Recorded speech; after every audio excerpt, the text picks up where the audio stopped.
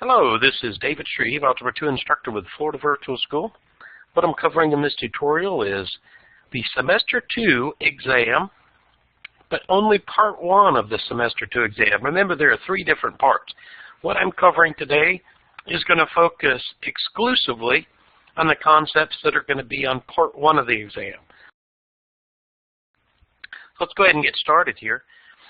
Remember, these are not the problems that you're going to have on your test, but they are the same type of problems. So as we're going through these, think of the techniques and methods that I use with the concepts that are going to help us get through solving these when we get to the test. All right. So this is a word problem. It's going to basically have a set up a system of equations. Test has 20 questions worth 100 points, consists of true-false questions worth 3 points each, and multiple-choice questions worth 11 points each. And they're asking how many multiple-choice questions are on the test, okay? Whenever I have these type of word problems, I'm always I like using X and Y. You can use different variables if you want. It's always easier for me just to use X and Y. So first thing I do when I run into these is I identify my variables. So I'm going to define these X and Y. So I'll say, since they're asking me how many multiple choice questions, the question's asking how many of a certain type of question. So I'm going to identify my variables as the type of question. So for X, I'll say this is my true-false questions. And for Y, I'm going to say, well, this is my multiple choice questions. So X is the number of true-false questions, and Y is the number of multiple choice questions. All right, so let's go ahead and set up our system here. If I had all of the, remember it said 20 total questions, right? Right here.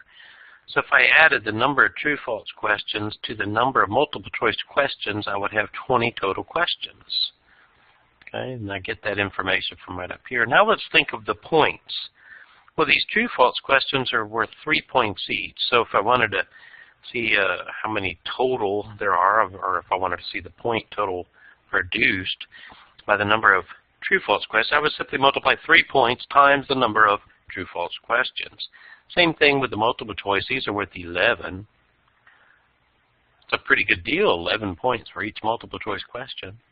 All right, and then the total points, if I added all the points from my true, false, and my multiple choice, I'd have 100 total points. All right, and so for those of you that need a little review on actually going through the process of solving this system, I would probably just I would do elimination personally. This one's set up really good to use substitution. I know a lot of my students do prefer to use substitution. I'm just going to use elimination. So I'm going to multiply this top by -3. I'm going to go ahead and eliminate the X variable first, and the reason why I'm going to do that is because they're asking in this question how many multiple choice questions are on the test. Well, multiple choice questions are Y. I've already identified the Y as multiple choice questions. So if I eliminate the X and I solve for Y to start with, I don't have to end up solving for X and then go plug that value back in to solve for Y. So I'm saving myself a little bit of work, and this will be a little more efficient. So let's multiply -3 by this top equation here. That's going to give us -3x minus 3y equals -60. And then I'll just rewrite this other equation right here below it. And I'm just going to add them together. It's called elimination because we're eliminating a variable. -3x plus 3x, that's 0. -3y plus 11y is 8y. -60 plus 100 is 40. And then just divide each side by 8. I get my answer of y equals whatever 40 divided by 8 is. What is that, 5? So there are only 5 multiple choice questions, and the rest are true, false. That'd be a pretty easy test. You have a good chance of getting a lot of points on all those true, false questions. It looks like there are quite a few of them, okay? 15. And we could use this value to go back up here and see how many points the multiple choice were, see how many questions, how many true, false questions there are. See, if X plus Y is 20, that means X would have to be 15. So there are 15 true, false questions. But they're only asking us how many multiple choice questions, so there would just be 5. All right, let's move on to the next question here. You're going to have several systems, and I'm going to go actually use GeoGebra. This one is one of the type of questions you're going to see quite a few of these like this, and the multiple choice are actually a lot of different graphs. So you're trying to match it to the graph. But what I want you to do, we're going to make this real simple here, okay? Real simple. We're just going to graph the equation here in GeoGebra. That's going to make it really easy for us. So this is negative x squared minus 2x plus 3 equals x plus 3. All right, and then remember, in this context, you're going to have a lot of multiple choice questions and everything like that. Well, we're only interested in selecting the graph that matches this. So what I'm going to do, I'll share my GeoGebra with you. You probably want to have this GeoGebra open while you're doing your test, especially for these graphing problems. We have more graphing problems later on logarithmic, exponential functions, things of that nature. So if you want to do this, if you look down here in the input on the bottom left, I'm just putting f of x equals, I'm going to write the first half of that equation, negative x squared minus 2x plus 3. I'm going to hit enter. And we should have noticed, by the way, that that's a quadratic, so it's going to produce a parabola. The starting value here in front of the x squared, the x squared coefficient is negative, meaning the parabola is going to open down. Now, when you're doing these in GeoGebra and you're getting two different equations, I can't use f of x again. If I use f of x again, it'll replace the graph I have. So I'm going to call this next one g of x, see down here in the input bar, equals x plus 3. Now, I should recognize x plus 3 is linear. Right? So then you're going to get your graph, and keep in mind, the graphs in the multiple choice, they may be zoomed in like this, they may be zoomed way out like this. So once you get the graph, don't worry if you don't see one that looks exactly like your graph. Think of on your multiple choice what the x and y axis minimum maximum are. This one, the y axis goes up here to 6 and down to -3, and then the x-axis goes -5 to 5. So if you want to set it up exactly the way the multiple choice answers are going to look, then you'd have to kind of adjust this to have the exact axes that are shown on the multiple choice questions. So I think this one's perfectly square. They don't always show them perfectly square like that, but okay, so that's all you're going to do on those graphing questions. That makes that pretty easy for us to do. All right, let's go ahead and look at another one. The same type of thing here, okay? And when I do get this type of question, this first portion you notice is y squared plus x squared equals 64. That's a circle. Then over here they give you a linear, they just give you a table with some points and things of that nature in it. So it's -1, 12, and 0, 10, and 1, 8. They're giving me points. Now, those points are going to end up being linear, but when I put this into GeoGebra, I'm just going to put the points in and then make a line through the points. All right? We'll put the circle in first. So let's go back to our GeoGebra quickly. See how we deal with these type of questions. I'm going to delete these functions that were already up here. Okay. So on this one, we had the circle first. I'm going to enter that. And look what I'm entering in. I'm just entering y squared plus x squared. I'm entering exactly the way it was on the test question, equals 64, and I hit enter. Now you see I don't see the circle very well. I probably want to kind of zoom out a little bit. Well, when I zoom out, I'm just rolling my mouse down, my mouse wheel. You can also use under the Move Graphics view. You have zoom in and zoom out options there. Okay. Now the other one, they didn't give me the equation, they just gave me a bunch of points. Well, the nice thing is we can enter ordered pairs into GeoGebra. So I'm going to open parenthesis, look down at the input bar where I'm entering these values, -1, 12. I don't enter any spaces. Remember the closed parenthesis was already there for me when I set the first open parenthesis, so I don't have to add that. Hit enter and that puts a point. Well, if you look on my graph, I don't see a point anywhere. Why is that? Well, -1, 12. Think about where that point is. -1 up 12. Well, I don't have 12 showing, so there is that point. Right? Then I'm going to enter the next point. Open parenthesis, 0, 10. Remember, the closed parentheses is already there for me. I don't need to add it. And there was another point, 1, 8. It said 1, 8. Enter. Okay. So there you see the points. Now, these type of questions on the test are going to ask you, is it going to intersect with the circle at all? Is it going to intersect at positive x coordinates, negative x coordinates? Is it going to not intersect at all? So what we're looking for basically are the type of coordinates that are going to be the intersection. Are they positive? Are they negative? And usually they'll ask you, are they positive x value, positive y value, things of that nature. You know, I can just look at the points and I can see that line's going to be going down. It's a negative slope. But I can also make a line right through them. You'll see this option here. It says line through 2 points as I hover over it. So I'm going to click that line through 2 points. I'm just click one of the points. Then I just click the next point, and it puts a line right through there for me. Okay, now, we can look at this. Remember, over here to the right of the y-axis, all my x values are positive. So if the question were asking me, will it intersect at positive x values or negative x values, well, it only has the ability to intersect at positive x values. If it said, is it positive or negative y values, well, that's a tricky, because it intersects here at a positive y value, intersects here at a negative y value. By the way, if you want to see the exact points of intersection, this point here with a capital A, you can just click the drop-down menu, and you have the option down here to intersect 2 objects. I could click that, click the line, and then click the circle. And you'll see these points D and E here for the actual coordinates where they intersect. You can see both x values are positive. The y values are one of them positive, one of them negative.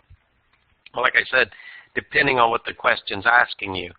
So in this one, the type of multiple choice options there were, you know, is it positive x coordinates? Is it negative x coordinates? Will they intersect at all?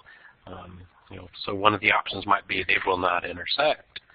So that's you know, something we used GeoGebra for.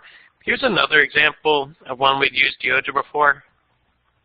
Which function matches the graph? So your multiple choice options might look something like this. Okay. So, and of course the multiple choice, they're not going to have the caret. They'll actually have 2 to the power of x. Or down here they'd have 2 to the x minus 2 or something like that. Well, a couple things we could do. Now what we should know based on the lesson is these with the constant at the end, like minus 2, that will actually move my exponential down 2 spots. So it looks something more like that. Plus 2 would move it up 2 spots. Okay, but if you don't remember those small translations in the graph, then you could simply start plugging all these into your GeoGebra. Plug the first one in, graph it, and then look at your multiple choice. Say, okay, well, is that what the graph looks like? You're just going to graph all of the multiple choice answers until you find it come up with the graph that's shown. Okay? All right, moving along here. Logarithms. You're going to have several logarithms. Part 1 will probably have at least 1 or 2. Okay? So it's asking you to solve this. Well, we have to solve this using change of base. So to remind you about change of base, you take the base, it's going to be to the power of whatever's on the other side of the equal sign, and that's going to equal the argument. So I do 2x minus 4 to the power of 8 equals 256. That's called change to exponential form. I've made this exponential now, and there's no log anymore. Now, how do we solve it from here? Well, from here, we have to use something you remember from the lesson called change of base. In other words, I want, you know, the bases either to be the same or the exponents to be the same or something, okay? So on something like this, we can actually write 256 as 2 to the 8th.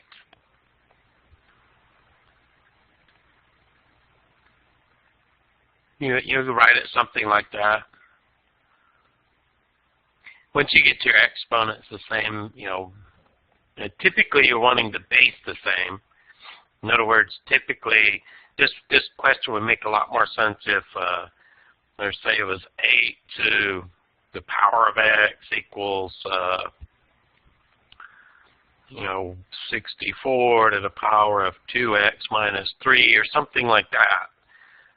Then you say, okay, well, I could write 8 with a base of 8. I could write 64 with a base of 8. Okay? So you always want to think of that kind of, basically, that's how you work it. Anyway, from going up here, guys, to get this isolated, you're going to take the 8th root of each side. All right? Once you take the 8th root of each side, you just got to get 2x minus 4 equals 2. So remember, change the base. If we can't change the base, we're going to have to take a higher order root to get that simplified in many cases. All right. Another example, exponential equation, 3 to the power of x equals 81. They want you to write the logarithmic form in base 10. All right, well, one thing to remember, if I just write a regular log, like log of 17, if I don't specify a base, then that is base 10, okay? Now, sometimes the multiple choice answers might actually write base 10 in there, but typically we don't need to write base 10 because base 10 is the assumed base if no base is designated. Now, how do we solve this? 3 to the power of x equals 81. We're going to write it in a logarithmic form in base 10. But what we're going to do is we're going to take the log of each side. So log of 3 to the power of x equals log 81. And then we're going to use properties of log. See, we've got an exponent here. So we can move that over here in front of the log. You get x log 3. Remember, we're solving for x here, basically. So log 81. And then to get the x by itself, just divide everything by log 3. Now this over here is in logarithmic form. So x equals that value over there. Now, like I said, you might see them write it something like this, log, and they'll write the little base 10 down there. Like I said, we don't really need to write 10 because 10 is always the base of the common log. Well, if there's no base specified, we already know that it's 10. Okay, except with natural logs, and then your base is e. All right, let's move along. You're also going to have sequences and series on this first part of your semester exam. So one thing that's very important, make sure you have your formula pages. And I know I'm just going over part 1 of the semester exam here. So we're looking at a limited number of concepts, but those that are on the message board, all those formula pages, you need all of those formula pages. Okay, so you run into a question like this, if you don't have your little formulas, you're going to have a really hard time. All right, so they want the explicit equation and domain for an arithmetic sequence with the first term 7 and second term 3. So that means A1 is 7, A2 is 3. I'm kind of writing information to give me here. They told me it's arithmetic, so I know I can figure out my common difference. You're always going to need your common difference. They're just subtracting 4. Or you could say adding a -4. Either way, the common difference is -4. Now they want the explicit equation. Well, how do I do that? Well, you need to have your formula page to know what the explicit equation is. It's AN equals A1 plus. The difference, you'll see it in different places. Sometimes it'll be behind the n-1 quantity. Sometimes it'll be in front of the n-1 quantity. You notice the second term I don't actually end up using in the formula, but I did have to use the second term to determine what the common difference was. From this point, I can just plug in my values here. A1 is 7 plus D, well, D is -4 times n-1. You want to leave plus a negative in any final answer. You want to simplify that. It would just be 7 minus 4 times n-1. Just like that. Now, what about this domain question? Well, remember when we're dealing with sequences and series, we're talking about number of terms. Well, there can't be 0 terms, or there wouldn't even be an A1 right to start. So your domain is always going to be n has to be greater than or equal to 1. You can't have negative term, what is the -7th term, or something like that. Okay, so that's always going to be your domain, n greater than or equal to 1. Now, let's move on to some more sequences of series. This is another type of problem you're going to have. sum of the first 6 terms of the sequence, okay?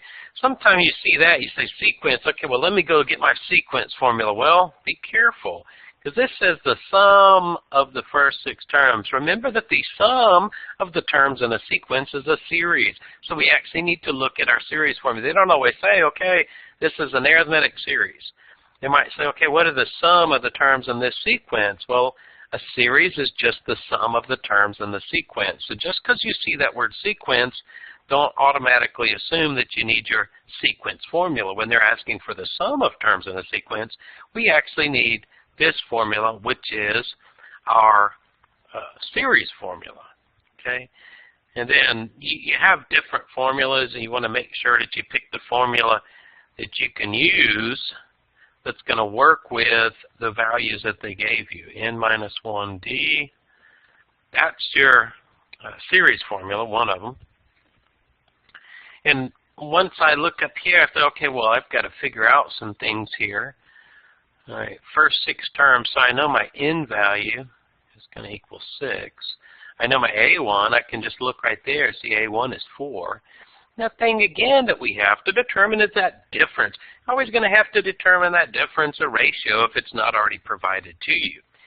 So in this case, I said, well, my difference, what are they doing here? 4 to 1, and then 1 to negative 2. They're just subtracting 3 each time. Or you could say adding a negative 3. Either way, the common difference is negative 3. From here, we're just going to plug all these values in. So this n, remember, is 6. 6 over 2 times 2 times a1, we say a1 is 4, plus n minus 1, n is 6, times that common difference of negative 3. So I just plug everything in, and then from here it's just simplification. 6 divided by 2 is 3, and then you're going to have 2 times 4, 8, plus quantity 6 minus 1, you know that's going to be 5, times negative 3. I'm going to run out of room here. So 8 plus, follow order of operations, be very careful. You can't add the 8 and the 5 yet because multiplication comes before addition. So 5 times negative 3, negative 15. So you have 8 plus a negative 15, which is just 8 minus 15. And that's just 3 times negative 7. So negative 21 is the sum of the first 6 terms of that sequence. Now, they might not always ask you for the sum of the first 6 terms. You know, this section, so it would be pretty easy to just come up with the next 3 terms and add them all together. So the reason we have formulas is because the questions that we get asked on these exams is, okay, what is the sum of the first 87 terms? Or first 140 terms. So when they ask for those, you can't sit there and write out 140 of them and then add them all together. That just leaves a ton of room for error.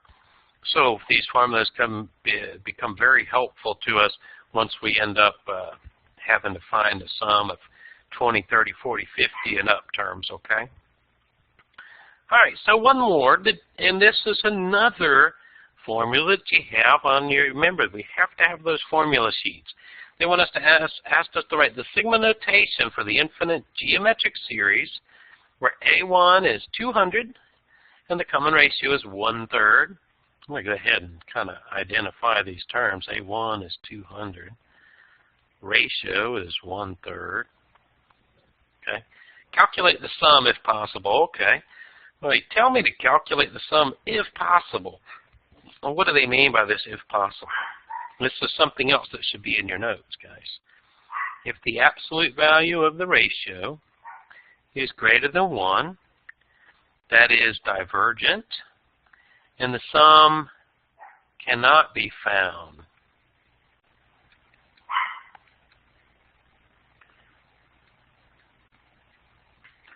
All right? So that's why I say calculate the sum if possible. The absolute value of the common ratio is greater than 1, it's divergent. If the absolute value of the common ratio is less than 1, then that is convergent, and we can find the sum. So what about this particular case? What is the absolute value? Is it greater or less than 1? Absolute value of it, let's say. Because your ratio could be negative 1/3 or something. So either way, it's a fraction, so you know it's going to be this here it's going to be convergent. So that means we can find the sum, but to find the sum, we have to have this really cool formula. All right, and it looks like this. Sum of the infinite series equals A1 divided by 1 minus the ratio. This one's not too bad to fill in everything. So sum of the infinite series equals 200 over 1 minus 1/3. Right, and we're not going to do a fraction review here, but 1 minus 1/3 is 2/3. So 1 is 3 over 3. So 3 over 3 minus 1 over 3 is just 2/3. So 200 divided by 2/3. When we're dividing fractions, we're simply multiplying by the reciprocal. So 200 times 3 over 2. You can multiply this straight across if you want and get your 600 over 2, which is 300. A lot of people will say, okay, well, let's say I've got a 2 here and a 200 here. I could simplify that right now. And it's just 100 times 3 over 1, which is 300. So there's a few different ways to simplify the fraction once we get to that point. All right, and that covers all the concepts that you're going to have there on part 1 of your semester 2 exam. Make sure you have your formulas ready, guys. Make sure you have your GeoGebra. Be ready to use it. Good luck on the test. Hope you do really well.